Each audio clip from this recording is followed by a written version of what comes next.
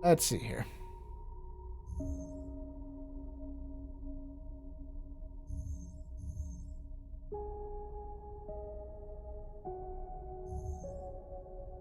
I'm gonna stick with this. We're starting a new one.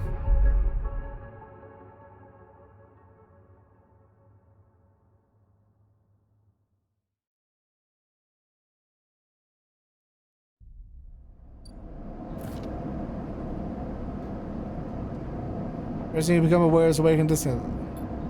Yep, same intro, blah blah blah.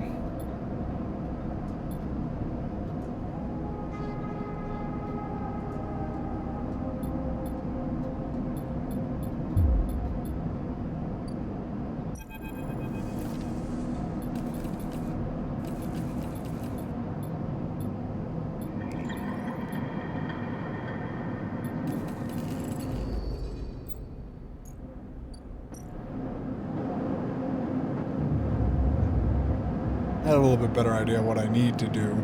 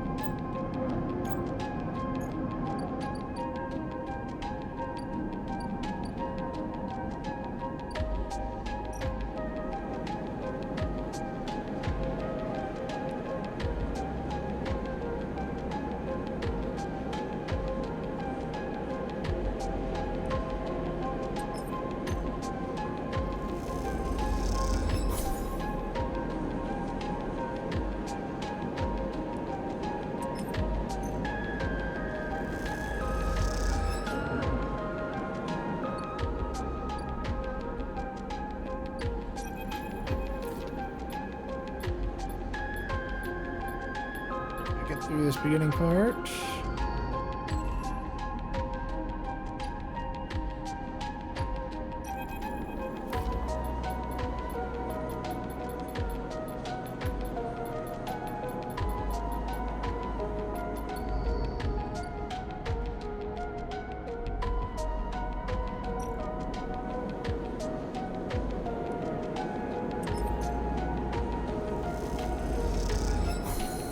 There we go.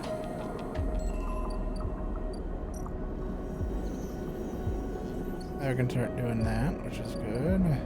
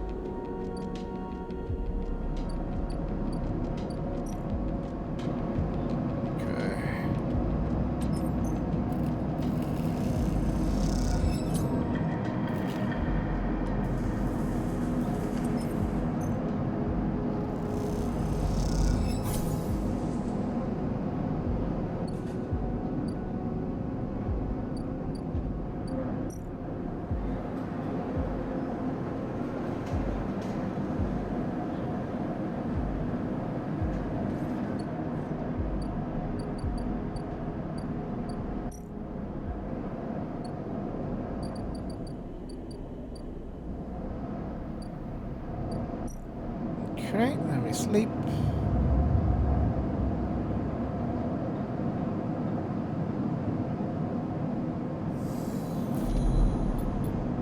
Yeah, yeah.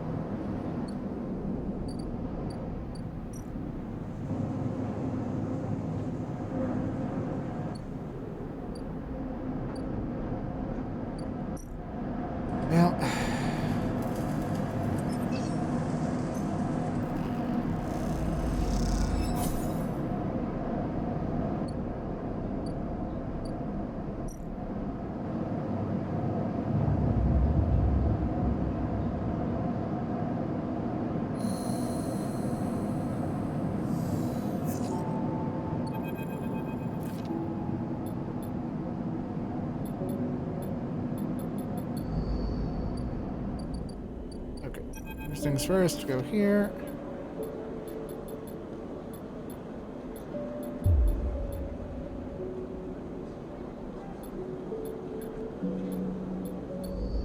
Alright, back to full. Get some food.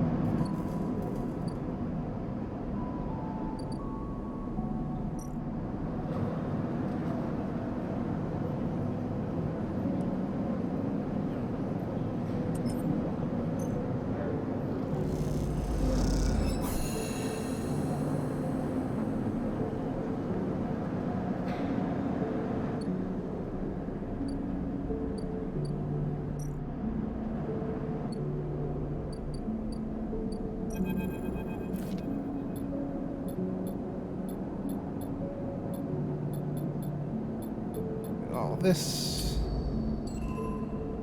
There we go.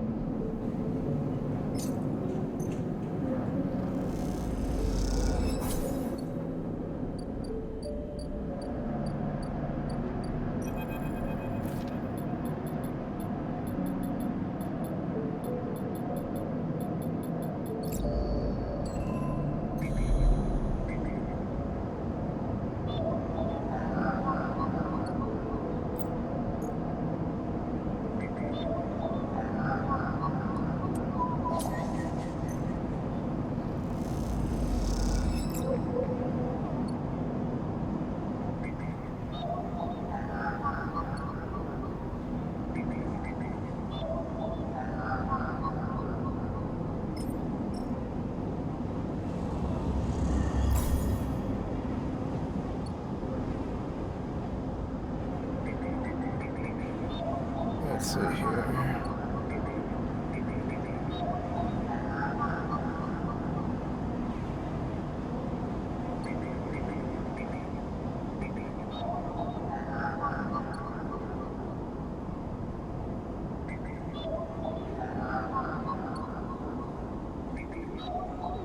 I got 2 seconds which are guaranteed like successes. I want to make sure I use those properly.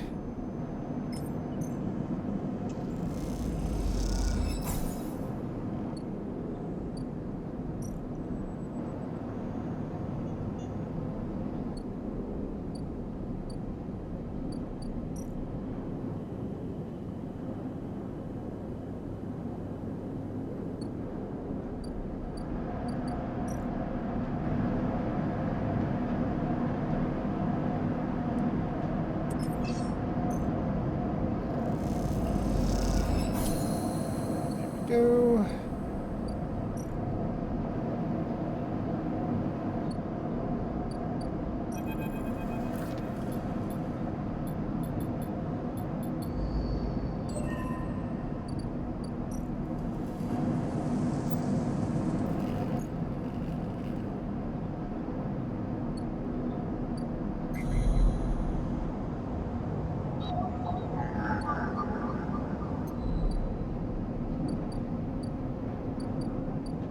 An upgrade point. Why won't let me?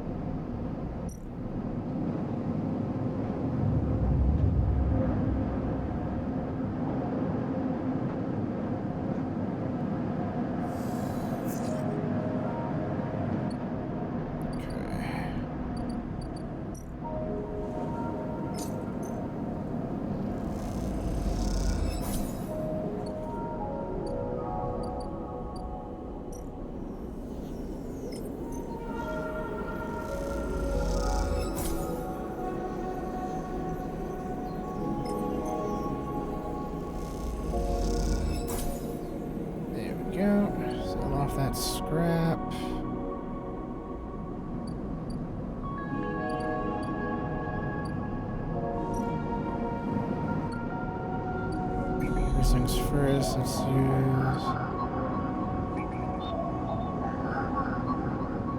Don't have a 2. You have 1.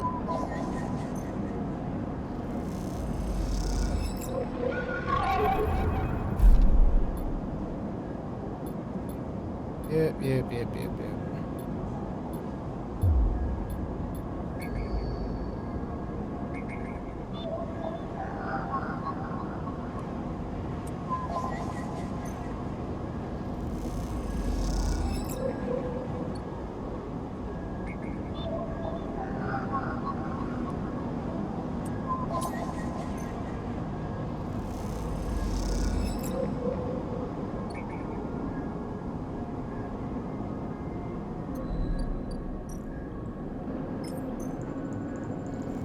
That open. Let's start this.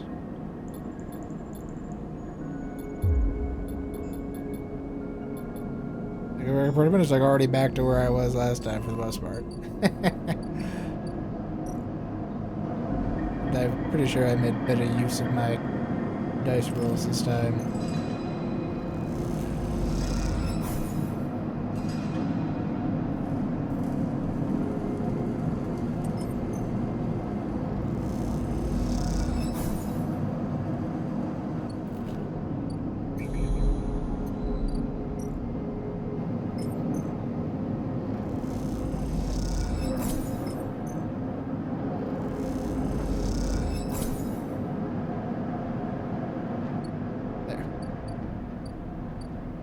There we go, now I can upgrade this.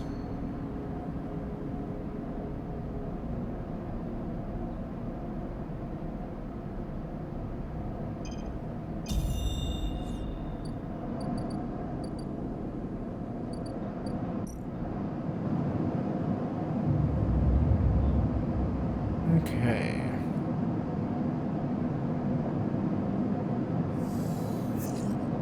Good, I got a 2. That's what I was looking for.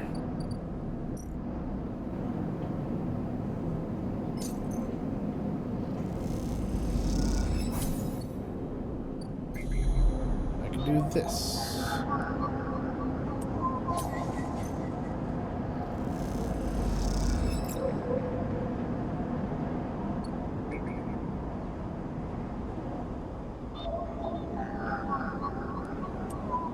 Let's use these ones because they're garbage otherwise.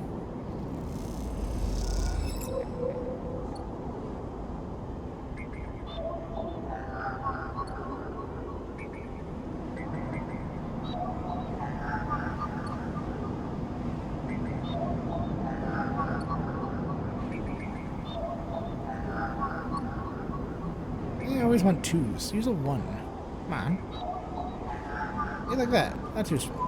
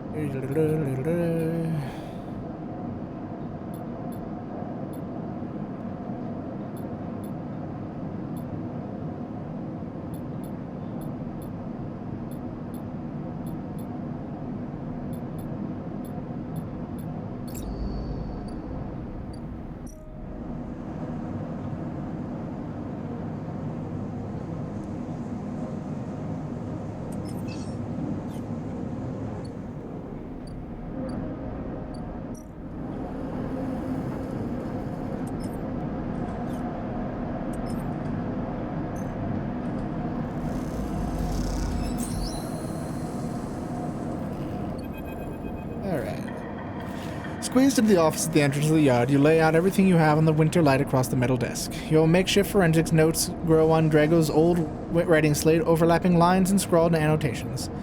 A set of drone scans fill the small terminal with a spectrum of colors, heat map of damage and decay. A crumpled printout from the office's ship registry lies behind them, a synthetic paper so thin it's almost transparent. Look at the monitor, look at the slate, look at the printout. Look at the monitor. Reactor failure. This is the verdict that anyone would have returned after a curious glance at these stacked heat maps of the range of the Winterlight. On the terminal screen, the ship is shown in section blotches of coloring marking the approximate damage of the sustained. Dominating the view is a single blood-red rose radiating from the ship's fraction drive. A simple story, a catastrophic failure of the drive core leading to a fatal hull breach, a well-documented failure likely brought on by wear or misuse. But you aren't looking at the rose of the reactor, you're looking at a smaller, paler mark, one that might be easy to miss at first glance. It's thumbprint-sized and delicately placed on the control servos of the ship's main external airlock. You suggest a controlled-shaped explosion, one designed to punch through the hull and allow access to the airlock from the outside. You're looking at it because it's troubling you. Look at the slate. Your attempts at the reconstruction of the Winterlight before its fatal accident consists of a series of overlapping sketches and diagrams showing possible layouts and configurations of the gutted cutter. There was no off-the-shelf model. It was heavily modified parts replaced with inventive configuration with the new retrofitted into old handmade joints and reconditioned filters. This is someone's pride and joy. Lifeline project kept running through the care and intuition. It also contained a set of hidden compartments. You've missed them at first, but then your hull has been thickened, the corners rounded or disguised or changed, but they're there. Look at the printout. The plain list shows the registration history of the Winterlight. The gaps between the interesting entries tantalizing opaque. Its first registration with a couple of thousand cycles ago in a various station logged into the central hub. From here, the registry tells the story of a busy ship, one with rarely stayed at the station for more than a few cycles and often took on voyages that kept it away from the eye for up to hundreds of cycles. The Winterlight got rest. An old ship, many cycles under its belt, carefully maintained, a reactor failure preceded by a carefully concealed external entry, a suite of hidden compartments tucked away. This was the Winterlight, and this was its story. But it's not the full story, because there's something else. It's a little more than a list, a tiny chunk of data you were able to pull from the ship's system. The main systems were fried, of course, and the Winterlight had a separate system, one tucked away in one of hidden compartments, armored, air-walled. The list is the only recoverable piece from the whole system. It's a partial inventory. It details the contents of the hidden compartments. Something of it you recognize, some of it you don't. Ship's ROMs, shimmer, crypto chain codes, and then the final entry, passenger, sleeper. You stare at the list on the terminal and try not to think about what it was like arriving here in the colds for so long, half frozen in the freight container. Had this sleeper been smarter, luckier? How had they convinced the Winterlight, a smuggler ship, to ever saw one to distract them from SRARP? Luckier, you laugh. There is no remains found in any of the Winterlight's compartments. You had checked. They weren't so lucky, you guess, but in the end, you hold up in the vial a stabilizer to light. This was for you finding their compartment. A parting gift for the SNRP. Well, it won't go to waste. You put it back in your back pocket. I thought you still bothered you, though. 2 ships carrying sleepers coming into the same yard. 2, one after the other? That feels wrong. You flick back and forth between datasets on the terminal thinking, and you see that thumbprint again, marked in someone trying to get in, someone who entered the Winterlight with precision and speed, and then when they were done, left the reactor to clean up the rest. You thought of the person makes you shiver. Suddenly, the office door creaks open. Drago's standing in the doorway, staring at the equipment and notes you have assembled. What's all this? He snatches the slate from the desk faster than you realize he could move. You're running an investigation here? What am I paying you for? The drone on his shoulder starts whining shrilly, his anger passing it through its implants. Where's the ship from? Leave this alone. Leave this alone. He starts shaking his head. I know you have lots of questions, but this isn't the way. He turns away, muttering to himself, this is the last thing I need. The ship had a sleeper on it.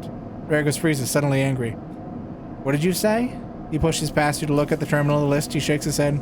So what? Aren't all you trying to escape? You were lucky to have made it this alive.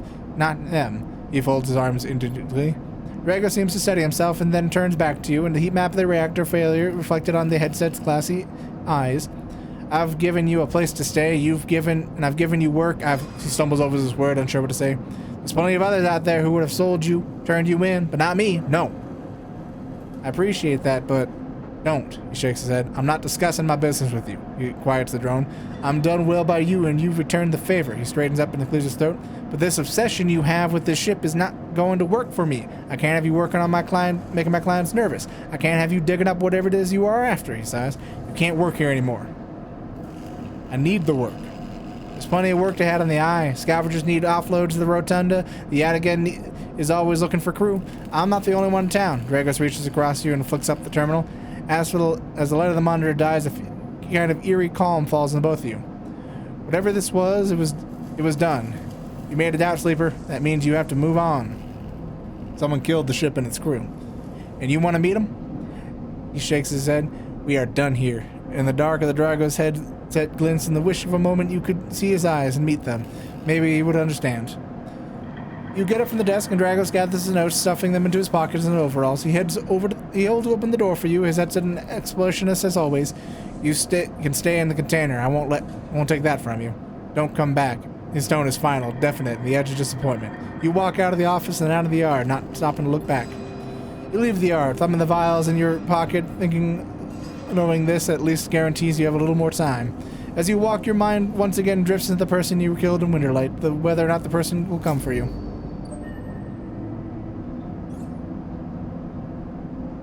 Alright.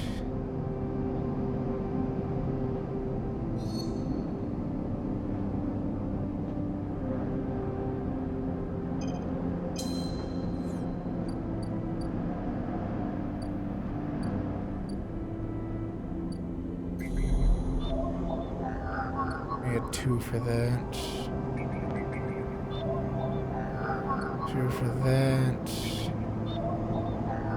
2 for that.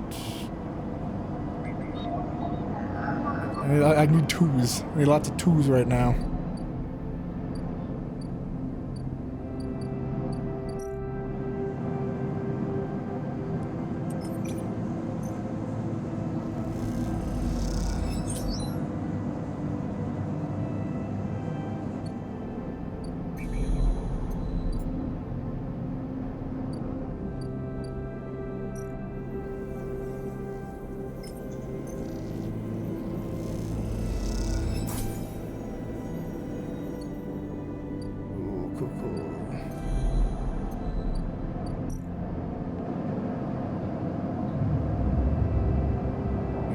This vial will be nice, though. I've already got a bunch of money to buy another vial if I need it, but now I don't need to.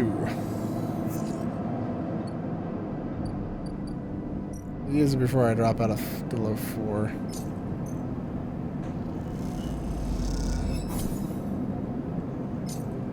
Yeah, I can spend money to do this.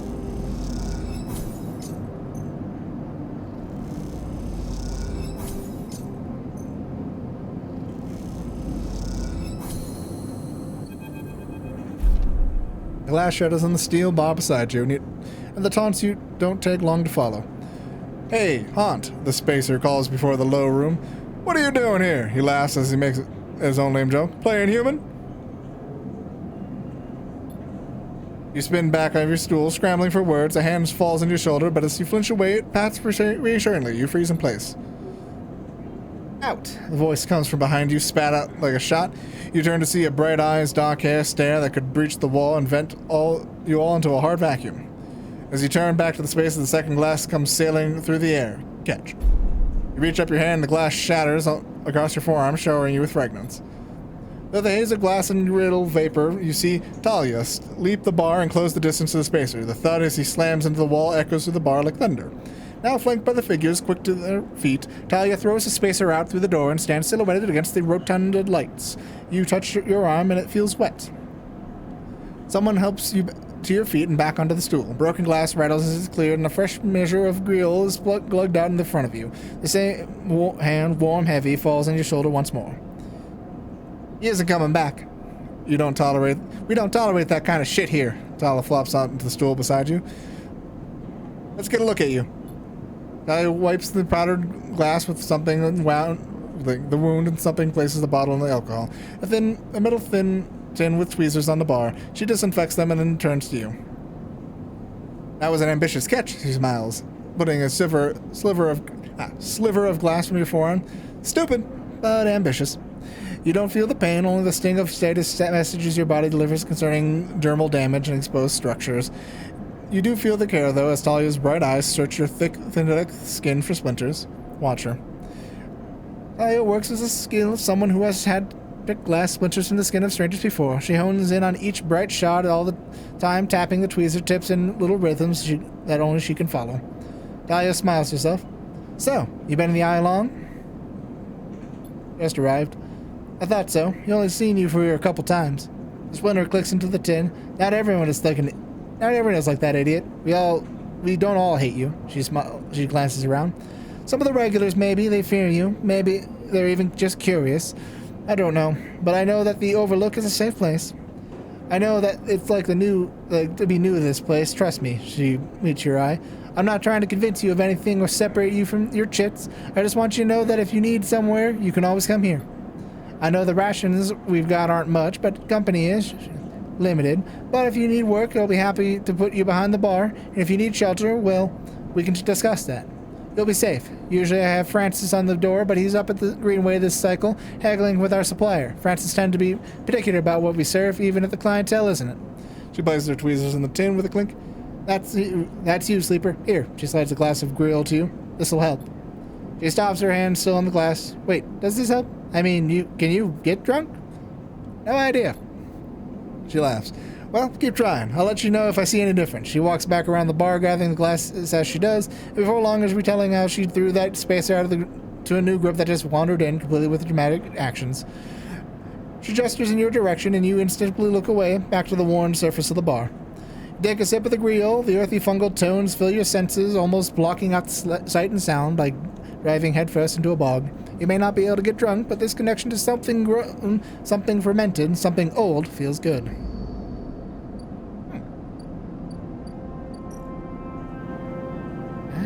Okay. I have twos, though. I need to do the twos. Specifically, I need to do these twos.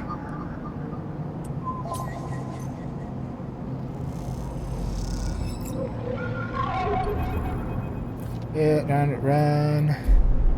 Struggle.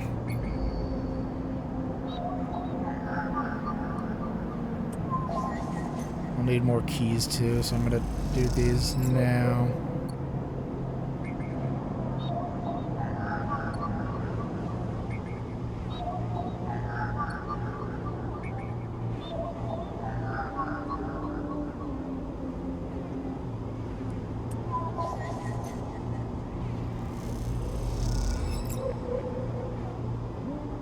What did I get? Yeah, I got it. Okay.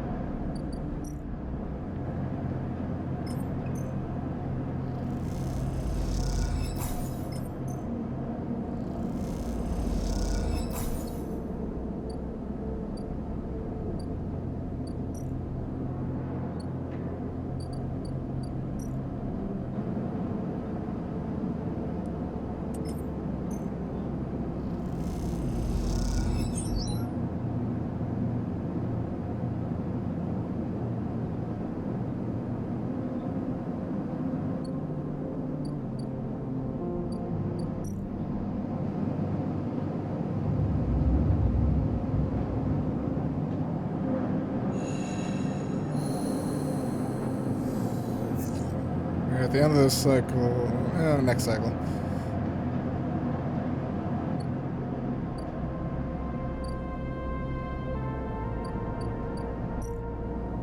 What you got?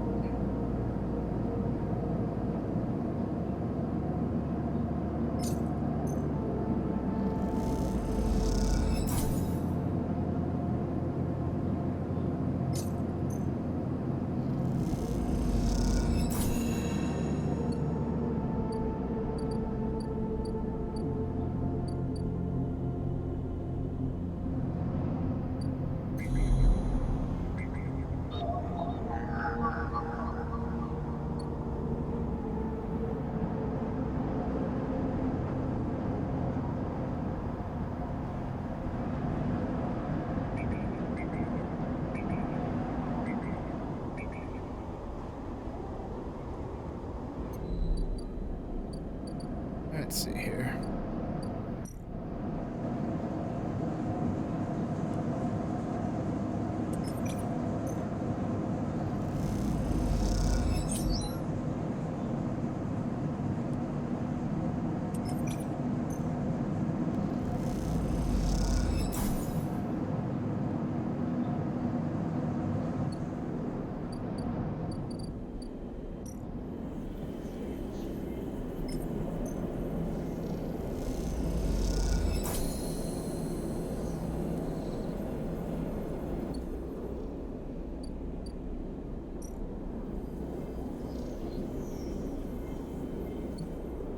2 of what I need for that.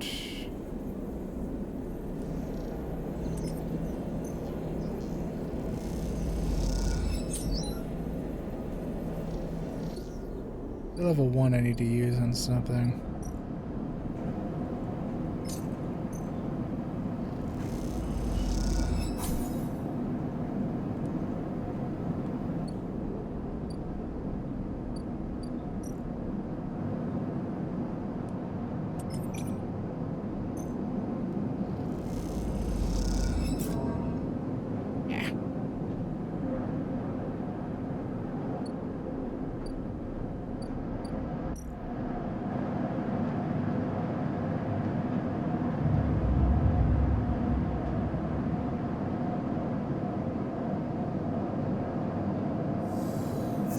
Okay, now I do need to use.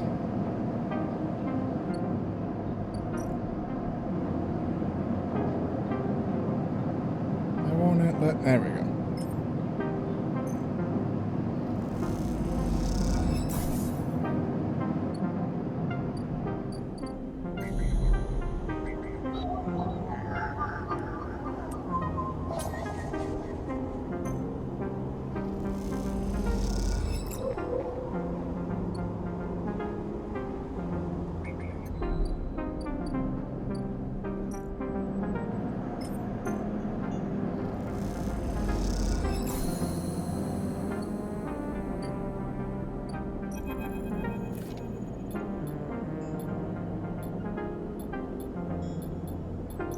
Yep, blah, blah, blah. I need to get a ship mind, which I'm working on. I got 2 pieces I need in order to make a ship mind.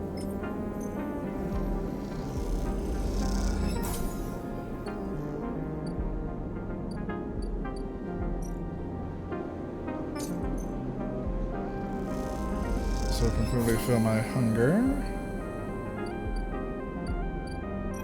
This is gonna.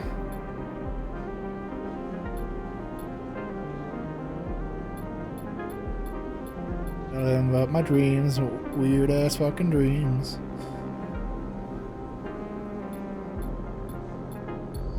Get the mission to go find the mushrooms.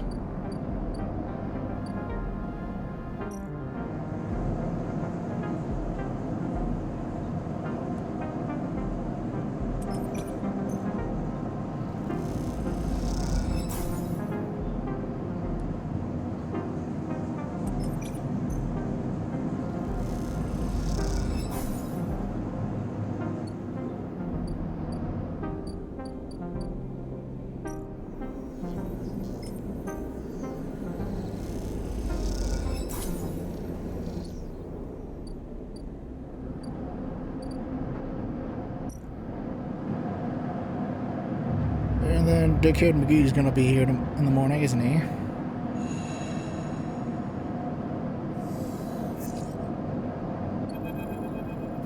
There he is. Good, good. He puts down his coat. You know your master's voice spins me around. Yeah, out of here, stayed to put the sleeper thing, which is my first blah, blah.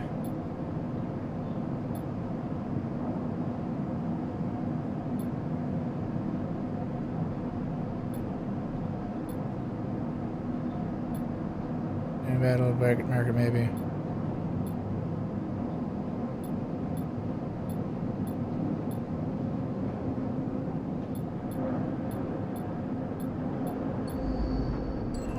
Okay.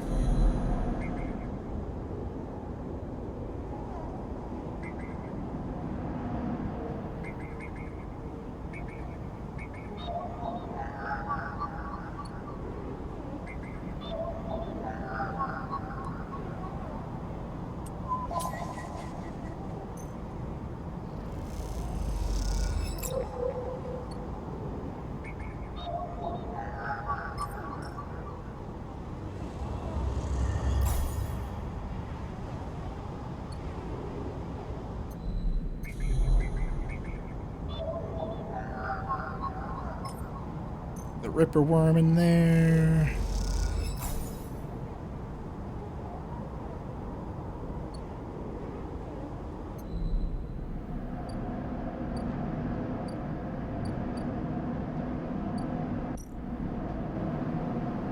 Now we just wait for that.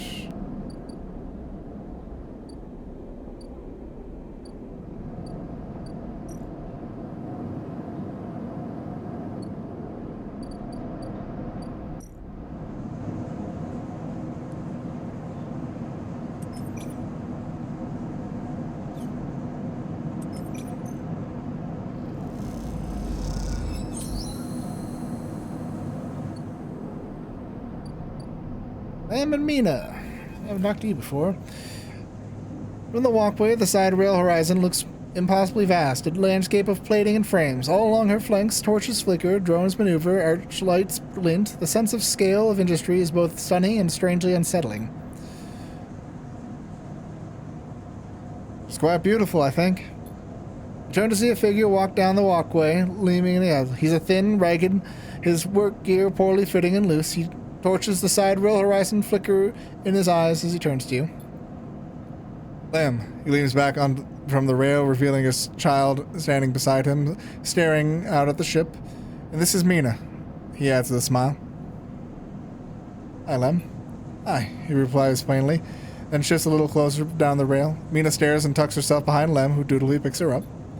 Mina looks out from Lem's chest, a dark brown eye twinkling among the rough material. You working on her, then? Lem asks eagerly, gesturing to the vast ship. We're just admiring. He shifts Mina's weight to his other shoulder. Working. Me too, he flashes into half an H pass. I knew it just to look at you. I mean, he stumbles a little over his words, not wanting to be misunderstood. I mean, you look like a worker. She's Mina, and my ticket out of this place. Our escape vector, so to speak. The ship? You haven't heard? Anyone who takes the Heaven Edge contract on the side rail horizon will be entered into a draw for the transit support crew. He smiles. We won't get to sleep the journey through, but a couple of decades of service will be nothing for me. Mina if it means landfall for a new world, he winks. Transport support? Uh-huh. Someone needs to stay awake to keep the thing running. He straightens up, stretching his back. That's a colony ship, friend. And Celis Foundation is standing thousands to settle a system well outside the reach of the core worlds. It'll be totally independent colony. No surrogacy, no corporations. Why is it here? Why I built it here, you mean? He grins. Don't ask me. I know as much as Mina about that. He ruffles Mina's hair thoughtfully. I suppose many corporations weren't too happy about breaking with the idea of surrogacy, setting up somewhere without feeding back into the core. Maybe Celis got locked out of the corporate shipyards and had to go begging for somewhere to set up. Homeless, just like Mina and me. Mina responds by pushing her hand away. Daddy, she whispers. Food, pulling an exaggerated grumpy face. She glances furtively at you as she plays with a set of dog tags and hanging from Lem's necks. I'm just chatting a little, meanie. Give Daddy a sec. He turns to you, and then suddenly you notice how tired he looks. I'm not on the Heaven Edge crew yet, and I'll work my way in. You can do it too, friend. You have to stick together. He smiles a little shakily, and then you wonder how long he's been working to break into the official shipyard crew. For sure. He looks out to the ship beside rail horizon, and if they're trying to pull energy from those flickering torches in the vast hull, we gotta hold out, okay? You aren't quite sure if he was talking to you, or that's how it works. When he stares off, Mina catches your eye curiously. You agree, Mina? She straightens up and meets your eye. Daddy loves me, she says, so stubbornly daring you to question her. Lem smiles and lifts Mina. That's it. We hold on. He smiles sheepishly at you. We're just a couple of softies, isn't that right, Mina? He sets her down, standing by his side, and she clings to his leg. Gotta go feed this one, he pats her back. Maybe see you on a shift, huh? He turns and they walk down the walkway away from the shipyard. You see them talking, and then a moment later, Mina turns around and stops. See you, robot! Her shout echoes down the walkway, and she flashes you a parting smile before running to catch up with them. You watch them as a little before you turn back to the impossible scale of the side rail horizon. They take it out. Interesting.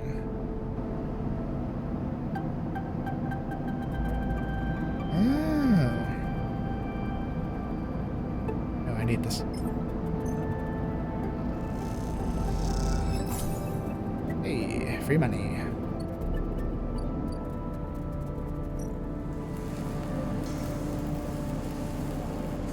Okay.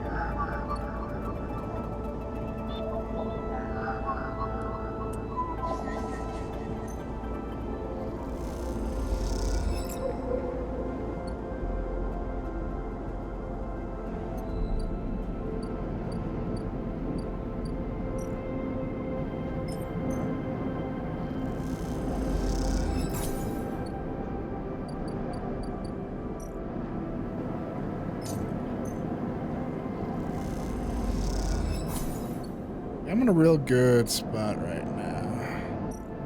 So how this keeps going.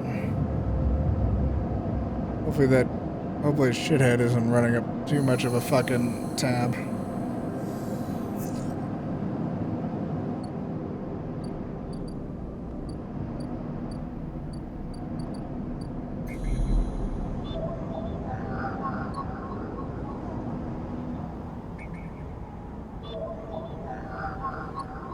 I like run into an issue where I need one more thing for a shipment and I don't know where or how I'm gonna get it. Like last time I got some from engineering stuff, but this one is not being nice and not giving it to me. So like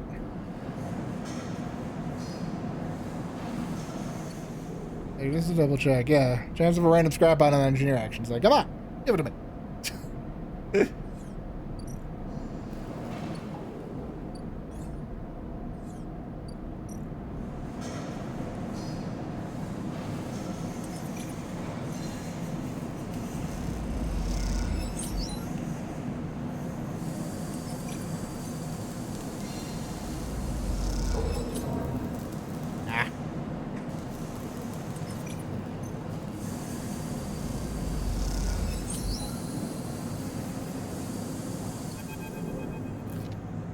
Each shift, a crowd of would-be workers gathers at the shipyard, each of them clinging to a 4-digit number printed on the receipt paper. These are their assignment numbers, and they're either called for a shift or you aren't. As you arrive, the crowd is restless and chattery rumbles through the lines. For those like you who graduated to the work team, shifts are guaranteed. Having just walked out of a meeting with the supervisor where you were praised for your efforts, you feel a glow of job well done. Yet you can't help but feel empathy for those huddled as you pass, waiting for their number to come up. You keep your head down as you leave the shipyard, feeling a little guilty as you do. Hey, sleeper, wait up! Lem's voice trembles as he shouts above the rumble of the crowd, and you turn to see him pushing through, Mina carrying in his arms. Lem! Good to see you, friend. He's breathing hard after shouldering through the waiting workers. Made the work team? Good for you. He tries to catch his breath, stroking Mina's hair as he does. Shh, baby, give me a second here. He smiles weakly as he comforts her, and then she cries start to fade. Out of the crowd, she sets Mina down by his side, shiny streaks on both her cheeks. As he does, you see he's clutching an assignment number and a crumpled piece of paper. Waiting on a shift? Uh-huh, you know how it is. He puts his hand on her shoulder and she clings to her side. Esther, who usually is sick. He stretches. I don't know who. A noise sounds from the entrance, the klaxon followed by a list of numbers growing lightly on the display screen. A crowd responds instantly, pushing and pulling as people try to wade to the entry checkpoint.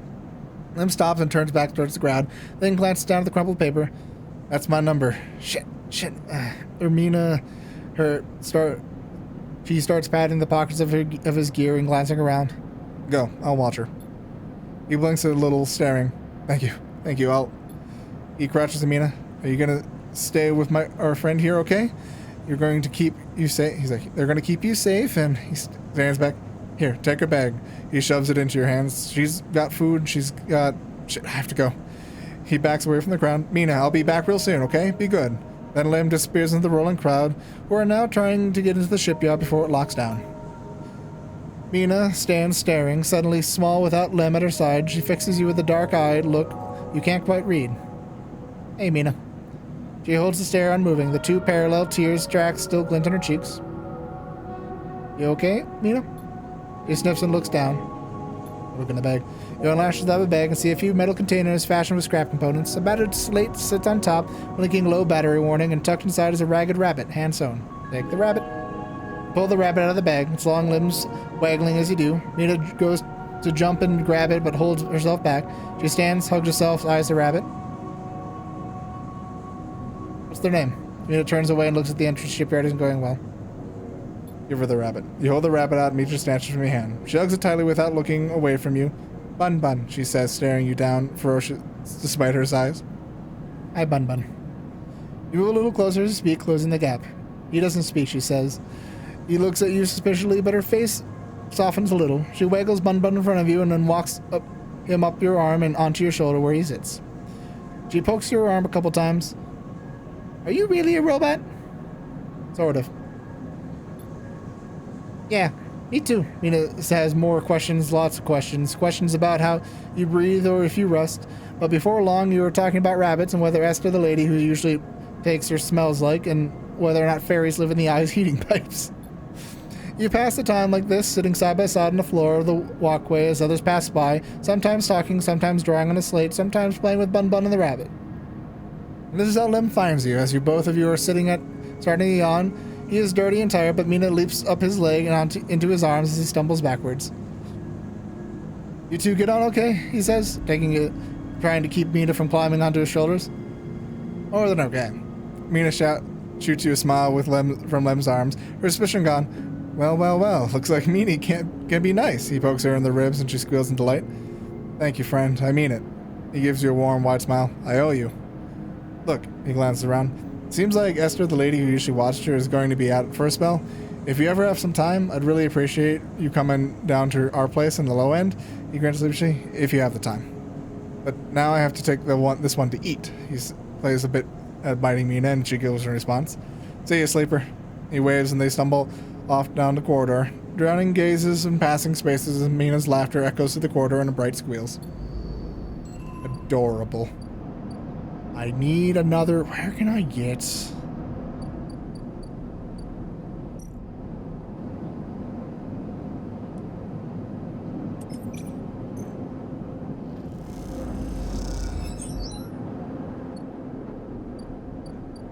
You have some?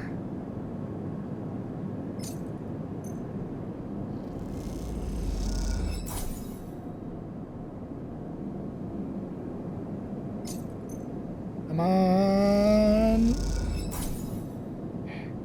Come on. Damn it.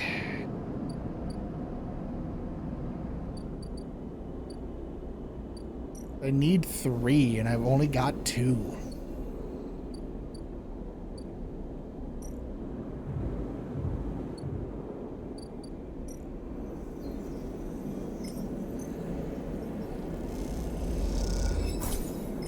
Didn't really work out. I spent 20, I'm only getting 12.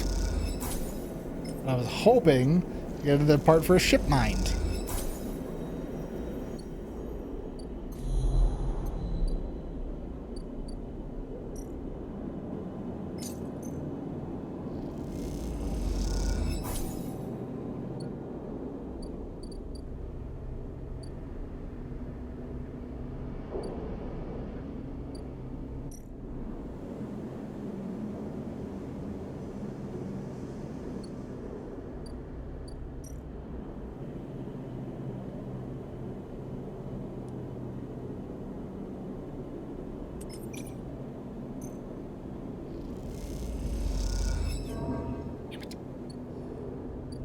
Gosh darn it.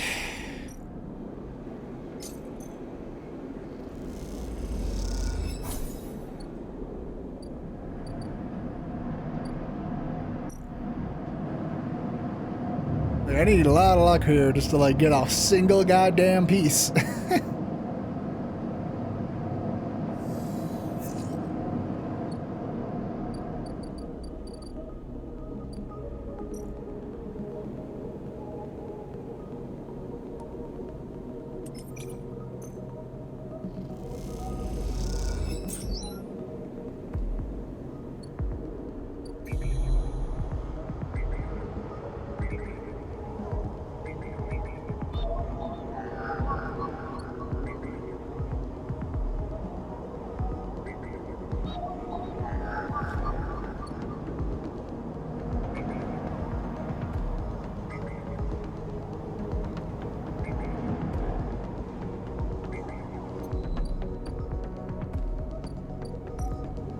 This liver express liver noodles and nameless units in low end gives takes guts and okay.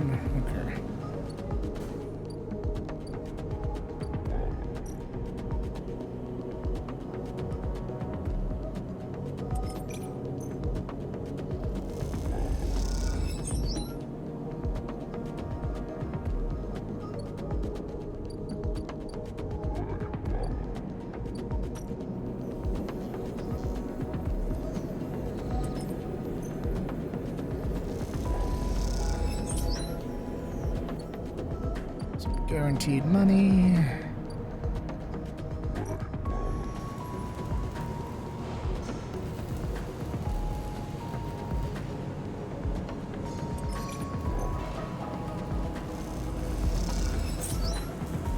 Oh, of course, I got a random scrap items, just random scrap.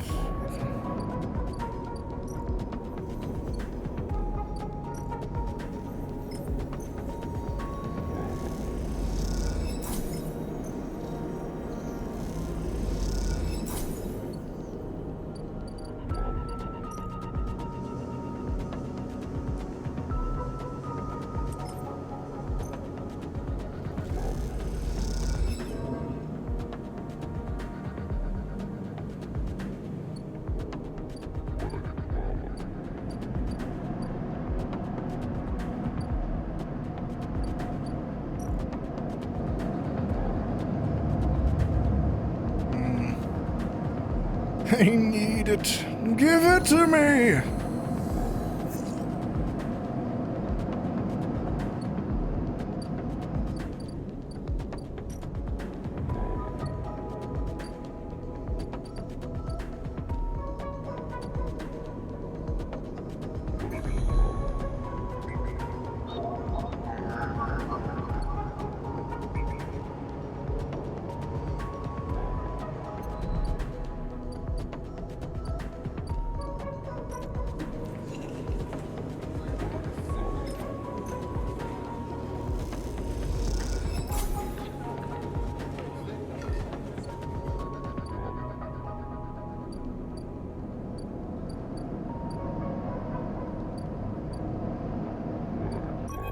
Dr. Fang.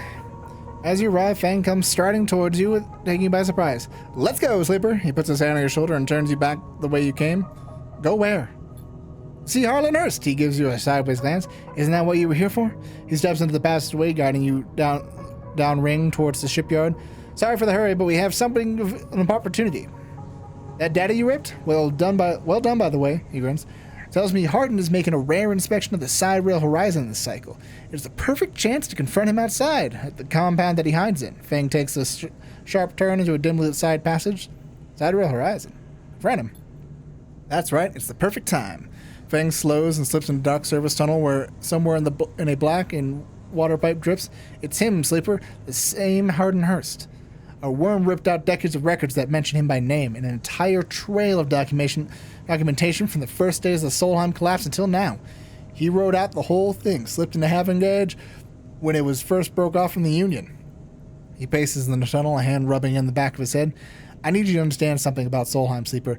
I don't know what you know about the collapse, but it wasn't an instant as it sounds. It wasn't like Solheim was here running the station one day, and the next Erland's Union took power. Back then, Solheim knew this place was slipping away from them, and as the palladium market collapsed, they tried to keep the contractors here working. The pay got smaller, the cost got higher. People like my parents were forced to work non-stop just to keep a breath on the station and the water in their tanks. Solheim squeezed every last worker until the accidents were coming in non-stop. And as new waves of contractors came in desperate to work, Solheim welcomed them, taking bribes instead of checking pilot licenses. The whole time Solheim was folding up, dragged into court cases of the central system, while its severed limb of the station still desperately tried to take it all it could. The riots came after the collision at Dock 2. A young pilot, his MEV overloaded with palladium, miscalculated his trajectory and took out the section of the ring. Hundreds died. Thousands panicked. My parents told me people were terrified and the blame fell squarely on Solheim. People like to tell stories about Erland, how he brought the factions together, spoke to the crowds, turfed out Solheim. Maybe that's true, but my mother, pregnant with me, locked herself in their MEV and welded it to the dock while my father joined the improvised crews, trying to seal up the ragged edges of the gap. He never came back. Fang pauses in dark. They sealed it up, though, and by the time they did, Solheim was gone, abandoned every one of us to the black apart. Fang finally turns back to you now, his eyes burning. From shits like Hardin, shits who held this place, wrote it out, and slipped into the new structure like nothing had changed, standing shoulder to shoulder with those who had exploited at every step. Fang starts walking again. That's why I can't let him strut about the shipyard. This time, his past catches up with him. How is he still alive? Clearly, you don't know how much about executives. That kind of power comes with certain benefits. Fang rejoins the main passageway, this now wide with glass roofed. Through the ceiling, you can see the ships in mid-construction, their flanks lit by the flashes of plasma torches, and the entrance to the shipyard is ahead. Let's go. Fang agrees.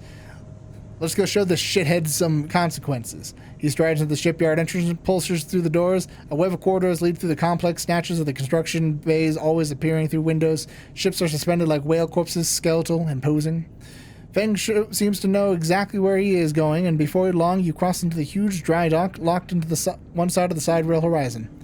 A network of platforms and scaffolding cling to the ship's hull filled with workers and equipment. The sound is stretched out by the vast space so that the welding, cutting, and sealing steams to continue come from everywhere at once.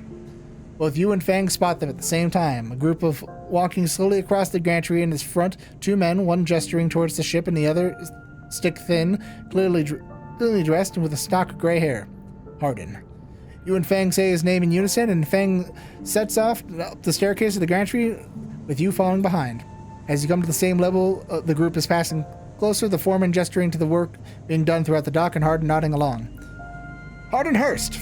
Fang shouts across the noise, taking you by surprise. His voice bounces and comes back in the rippling echo. The figure turns. Yes? Hardin asks quizzically, raising for an eyebrow. He glances between you and Fang, and you see his gaze linger on your body, unsure of why the sleeper might be in this place. You are a traitor, Hardin, a Solheim executive who tried to hide here among its victims. Fang's voice is steady and strong. You stand for everything the Eye was rebuilt in the shadow of, against everything Erlin stood for, everything Havenage stands for. You have no place on this station. For a moment, stillness descends in the group, as if everyone was held in place by the rattle of construction. Hardin laughs. Well, good to meet you too. He glances around at those around him. Some were smiling, others nervous. Are you from the systems branch, are you not? Asks Hardin, inspecting Fang's clothing. Fang turns to the foreman. You need to call your security. The man is a corporate agent. The foreman glances between Fang and Hardin as his hands drumming at his sides. Hardin leans towards him and says something inaudible. The foreman nods. It's true. As he begins speaking, Hardin turns his attention to you. And what would a sleeper know about that? You accuse me of being a corporate agent. What are you, if not exactly that? He looks around at the group, who are already eyeing you with suspicion. Are you a product of Essenarp, who have no place in the Havenage shipyard? Who knows what signals you are sending back to your makers? A murmur of approval runs through the group. Fang holds up a stick of memory. You guessed right. I am systems, and I have a record that links you directly to Solheim, right here. He turns to the foreman again. So once again, I am asking you to take this man into custody of the shipyard. The foreman remains still. Hardin's voice is calm, measured. If you have such data, why hasn't it been submitted to a member of the meeting for proper review? He shakes his head. I have nothing to hide, unlike a man who does not announce his name, who enters any shipyard, my shipyard, with corporate property in tow, and tries to turn my own men against me. You hear it now, the echoing sound of boots on walkways coming from all angles at once and then settling behind you. Please, says Hardin, submit the data through the correct channels, then we can talk. For now, however, you must leave. He gestures behind you at the security detail, their hands on boxy black sidearms at their sides. Fang spits. Hardin, you shithead. You can't wriggle out of this one. His security officer draws a weapon and levels it. Fang turns and stares him down. I call him Fang. That is not going to end well. You look at Fang. He shakes his head and puts a hand on your shoulder. Let's go, says Fang as he pushes the security heading back towards the walkway. Once security has walked you out of the shipyard and nudged you back into the corridor, Fang picks up the pace. You try to keep up with him as he slips into the shadows of the entrance. Fang is grinning ear to ear. You know what, Sleeper? Sometimes people are exactly how you expect them to be. Something pings in his pocket and he takes it out. On a slate of a web connection starts drawing itself out, stretching over to set up points throughout the ring. Got him, mutters Fangs. What is that? That, Sleeper, is something our worm added to Hardin's personal slate. He was tracking his outgoing messages. Fang's grin looks ghostly as the uplight of the screen. The old ways are the best. Spook 'em good enough and they'll give the game away. He grabs the slate and you see the web is drawing over a map of the ring, lines bouncing from point to point. All these dots, these are Hardin's buddies. Ones he is messaging right now. We're gonna find them all. That was on purpose? Of course. Hardin isn't working alone. We need a full set of nothing. Fang glances around and slips the slate back into his pocket. We better split for now, Sleeper, but it's exactly what we need. Good hunting. With a pat on the shoulder, Fang drifts away back into the flow of people around the shipyard entrance. You watch him go, unsure whether to be angry or impressed.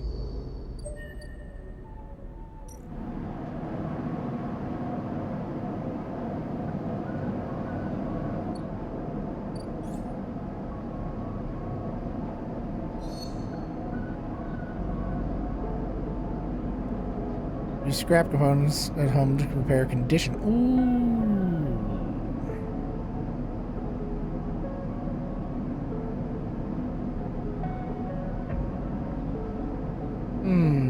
Bum, bum, bum, bum. Let's fix this. No, I'm not getting a negative on anything.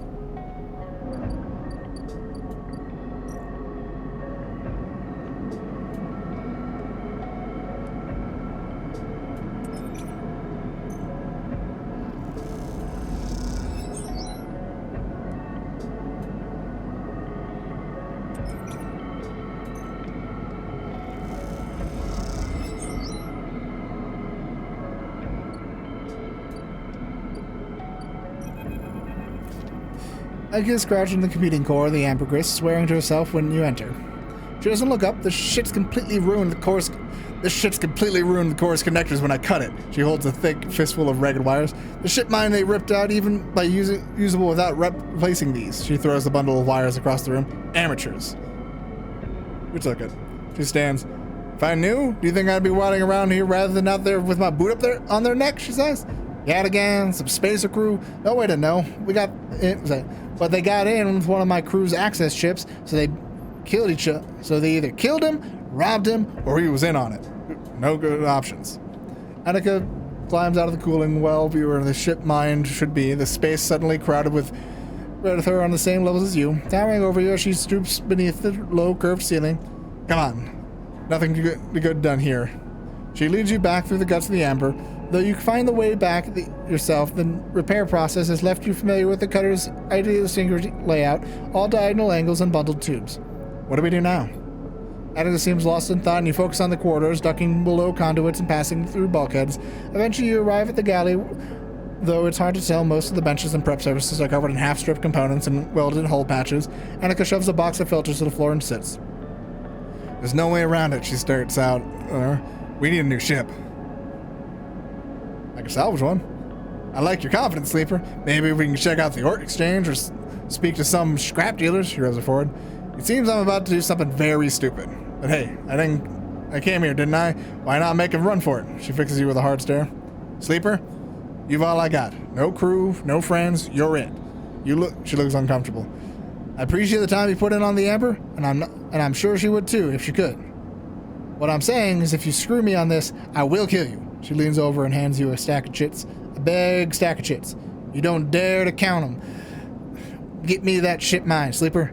Don't make me regret this. You won't. She says, look, just get out here before I change my mind. She slipped out of the galley and head back towards the main lock. As you do, Amber growls and creaks to the caged animal. You look at the hand, reach in the hand to calm her. Trying to find a key to ship mine somehow. And I need 2 ship mines. Or question mark.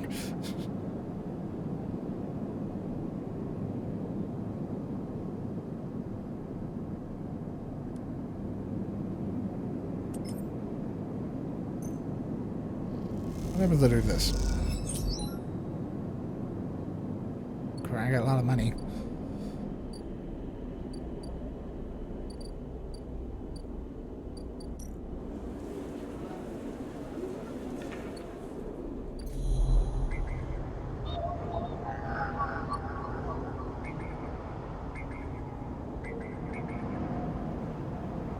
Where in the hell do I find, like, man.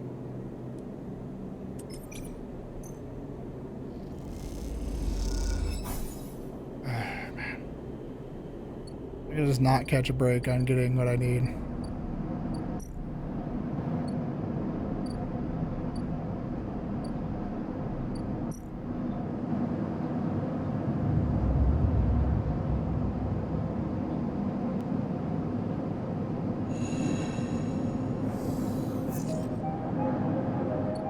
Oh, I finally got some ones. And do this key node.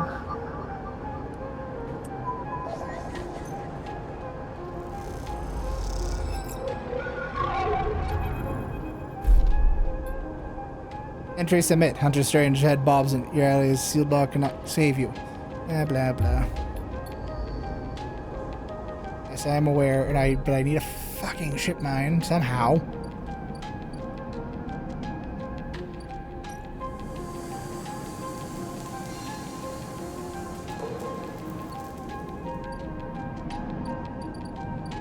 How exactly? I have no idea.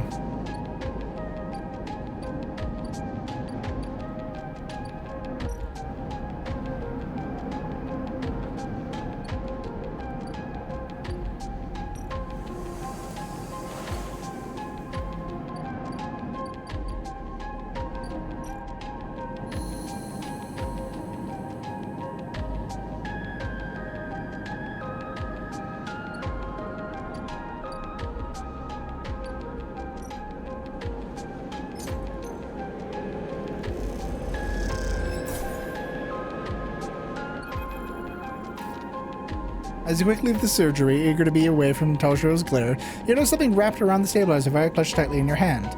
You open your hand, and the thin film marked with holes and sigils and rolls around the vial. At one end of the hard metal strip, a handle. Inspect the film. You hold the goldly film up to the light and it's perforated with an ornate pattern of holes. You can make out a word among the markings. Passkey. Is it entry passkey somewhere? Inspect the handle. The metal handle is worn and pitted, but you can see that it sets the numbers and print out it. 207-F, and then crudely scratched over into the handle is some later date, low end. For a moment you consider going back to the surgery, return the key, and then quickly think better of it. Did Sabine give you to have this, or does Toshiro passing on a message? Time to head to the low end to find out.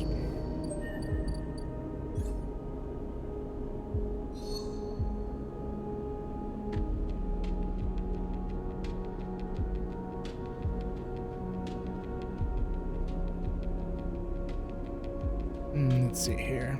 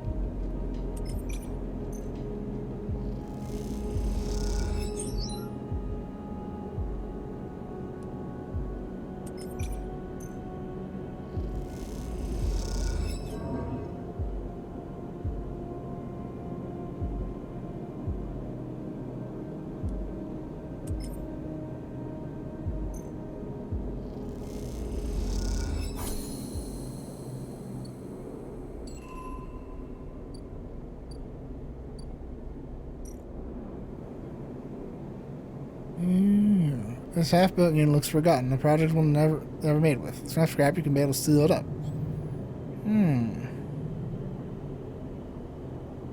Interesting.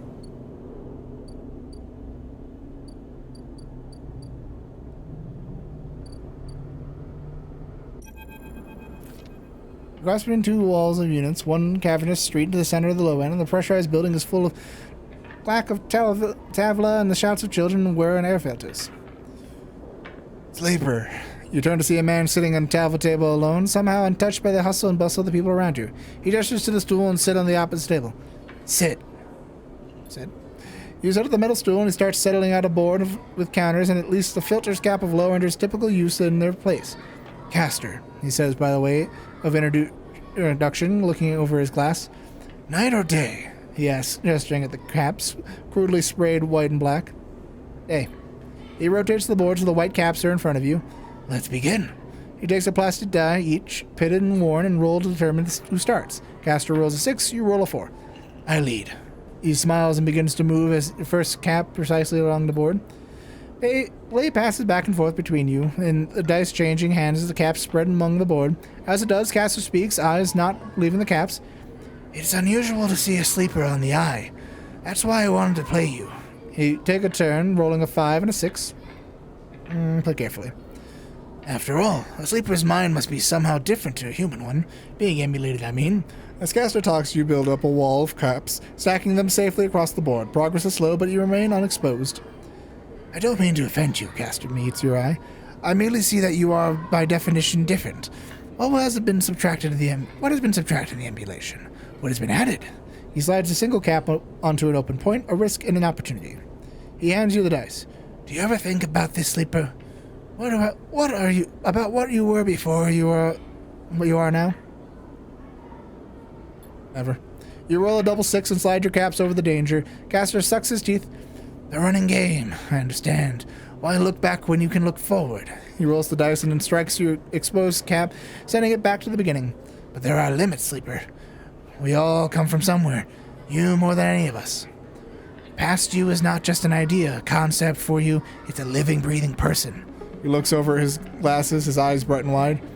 You split from them like a shadow splitting from its caster.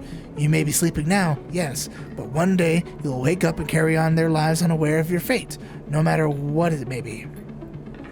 He hands you the dice, smiling. You are a branch severed from the main trunk, an offshoot who refuses to die, so to speak. You roll again and now under pressure now, trying to slip your caps out from under caster before he solidifies control of the game. So what I am curious about is how you see yourself in this, caster asks. What does the tangle of truth make you? Griffin. Caster laughs. This much is obvious, sleeper. I see it in your eyes. You're eager to make all this count for something. Caster looks away through the glass of the crowded units of all sides. But driven towards what? He starts removing caps, his home board now full. Is there an end here, or just endurance? You try a few more rolls, attempting to get back the game, but Caster clears his home board in a sense of inevitable. He has known he was winning for a while. I feel I may have pushed too far. He slides another cap on the board. I apologize. My curiosity has a habit of getting the better of me. You roll to return a cap to the board, but all the spaces are blocked. Caster clasps his hands apologetically. You play well. Really. Your weakness is not your game. He smiles warmly. You have much to learn from each other. He slides his glasses back up his nose and sits back. I feel we could share knowledge, ideas, perhaps even data. His eyes glint with the last word. To your mutual benefit. He slides his final cap from his board and it's over. He has won. I'll see. Perhaps I don't want to make you uncomfortable. He holds up his palms. My intention is only to help you endure here. And, if I'm able, feed my curiosities. The game over, you notice the bustle of the walkway once more. The call of the children, the deliveries, the arguments, and the reconciliations. They wash over you as you stand and leave. Caster nodding goodbye as you do. Crossing the walkway, you replay the moves of the game in your mind, looking for an opening you're sure was there. What is in here?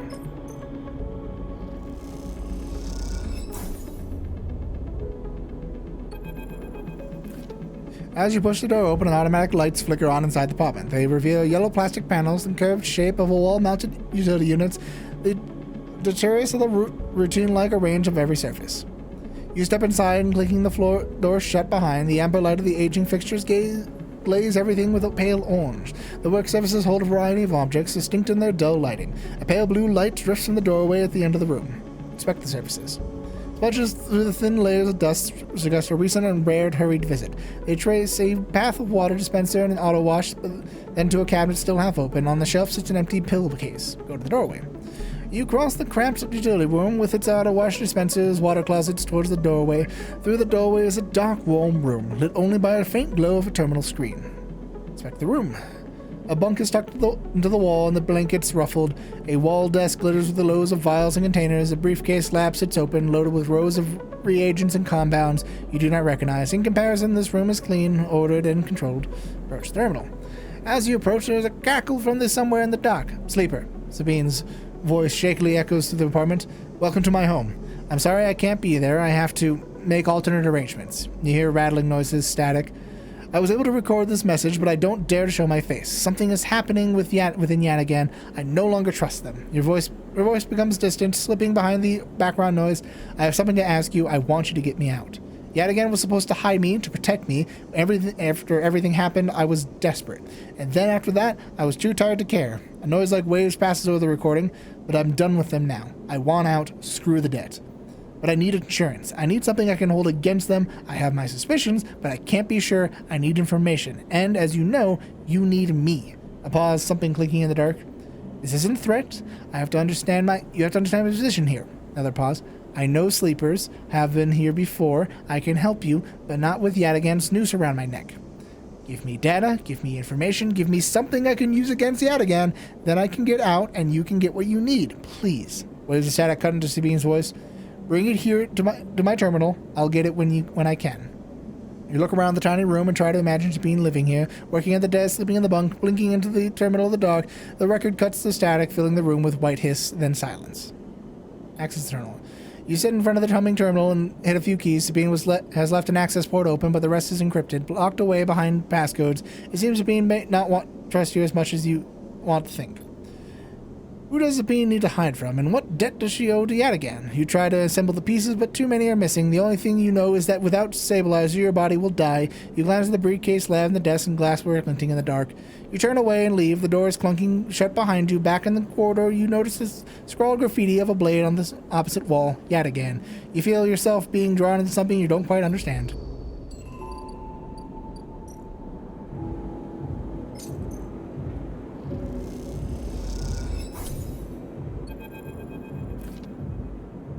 I can't believe you just did that. Ethan's mocking laugh comes from the bar. You look over and see him leaning across in the pool of light, empty glasses and spilled drinks slinting around him. It's always dark in the calm crusher, but this cycle the pace is packed. A load of spacers mixing the locals. Usually they run. Ethan spins a glass in the bar. Or they go spending their savings on some local heavy I have to put down. They don't pay. I'm done. Wrong, not even close. Ethan gets to his feet. A glass falls and smashes, but he doesn't seem to notice. You think that's it? One round of drinks and we're even, sleeper? Come on. His hand comes to rest on the butt of his handgun dangling from his chest holster. What's wrong with you? Ethan laughs hard and the people around him turn to see what's happening. You think this is on me? I'd think someone in your position might be a better idea of how this all works. I'm a freelancer, sleeper, just like you. We both signed a contract with SNRP, didn't we? The difference is, my word means something. You close the gap something little. What did you think? You could run away with your contract? You're dead? You could just steal the natty little body of yours and take it on a joyride? Play human for a cycle or two? I'm nothing like you. That's what I'm saying. Ethan is dressed in the bar now, having noticed the attention from the other patrons. You are a coward. I'm a professional. Though I should thank you, Ethan nods his head heavy, for giving me such an easy job. I'm used to outlaws, you know, real bounties. If I knew catching sad little scapees like you was so easy, I would have changed my clients ages ago. Someone shouts from the back of the bar for Ethan to stop. He holds up a finger in a general direction without turning around. Shoot me or let me leave. Shoot me or let me leave. Oh, I see you toughen up there. He gestures wildly to the crowd. Thumbs up or thumbs down, folks. Turns back to the drinks. No longer interested in the tired show, Ethan mutters insults as he walks back towards the bar. Ethan sits heavily back down on the stool and searches through the glasses for something left in it. The thing is, sleeper, I can find you anywhere. It's wild that you haven't figured it out. That body of yours, it will always betray you, no matter what. He finds the glass and downs the contents. So please, go. I'll catch you whenever I need another. He laughs and taps the bar for a fresh drink. Look at yourself. Give it up, sleeper. I'm done teaching you for today. He settles his head on the bar and closes his eyes. I'm sick of you. Go find a job. You turn on your heel and are out at the glowing darkness of the sweet stench of the compressor. You walk on fast down the walkway, anger driving your footfalls into the middle of the room like hammers.